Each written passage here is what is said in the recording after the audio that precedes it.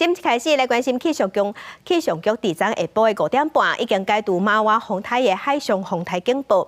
严格气象局是提醒讲，今仔日伫北部的山区也是会落雨，若海边的风影共款嘛真大。西部今仔日会透大风，会一直影响到拜五。另外，风台是行向日本的 Okinawa， 所以今仔日咱国内飞 Okinawa 的航班拢取消。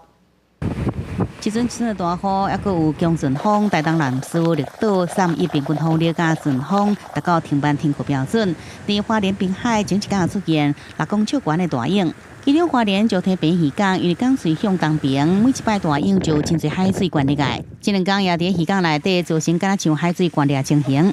涌浪强的话呢，我们港里面不是港了，跟河流一样。那这个可以看到我们的缆绳基本上都是1寸半或者是2寸的缆绳，才有办法承受住。宜兰市区早起也落大雨，部分的地区地面水积水，雨伤大，骑车人只好暂停伫路边。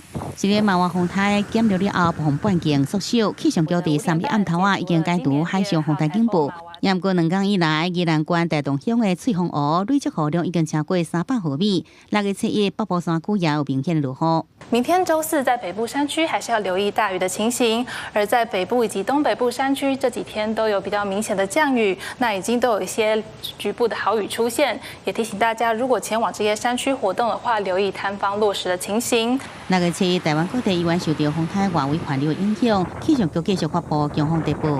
台南到苗栗沿海空旷所在，也有机会有9级到10级强阵风。一直到拜六，东北部海边甲猫做海域的海象拢无好，提醒民众避免到海边活动。记者宋华报。